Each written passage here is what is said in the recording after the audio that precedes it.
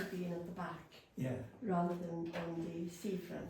And I think probably, do you not think that's because of the weather and the sea? Because the university was built before the promenade was built. So it was very much on the edge of the sea.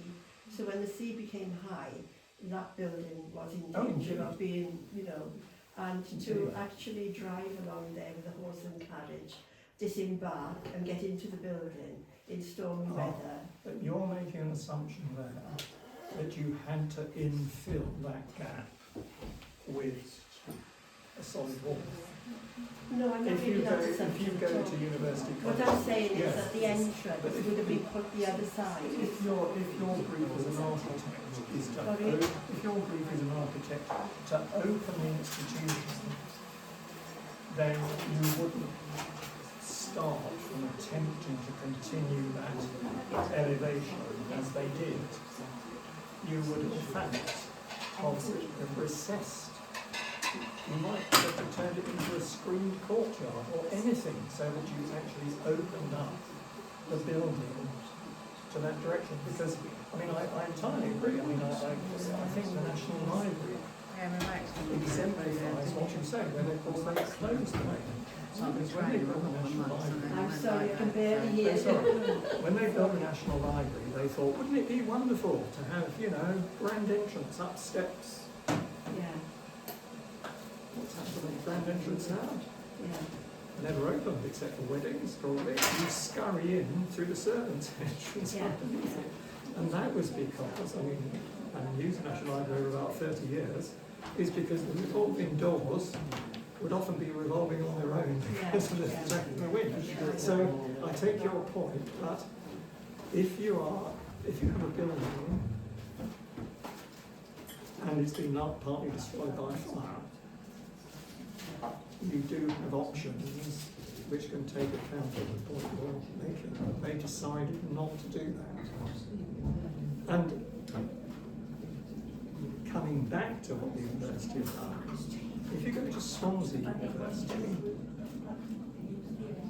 and you come along and you go onto Singleton campus, first thing you come across is the buildings open to the public in the Arts Centre.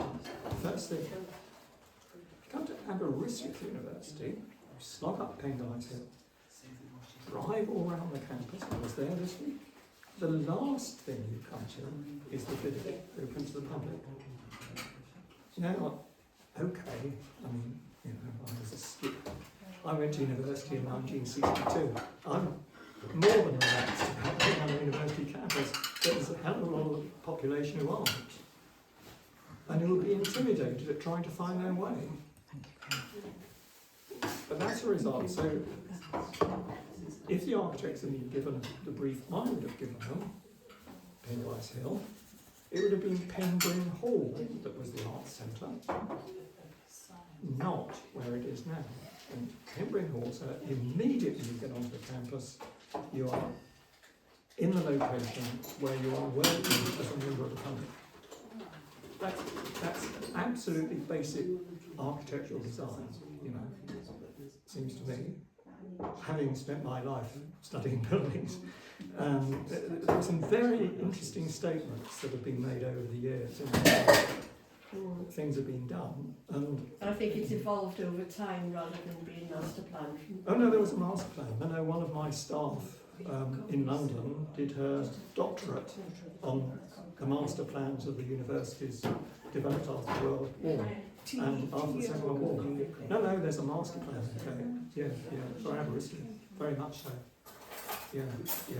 Was it to exclude the river? No, I don't think so. No, I don't think so. I think it's a sort of sad omission. But I think it's partly because it, you know, she didn't organically grow Not too bad.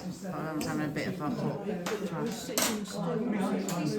He messaged me and I was trying to watch because he was not going to use my phone.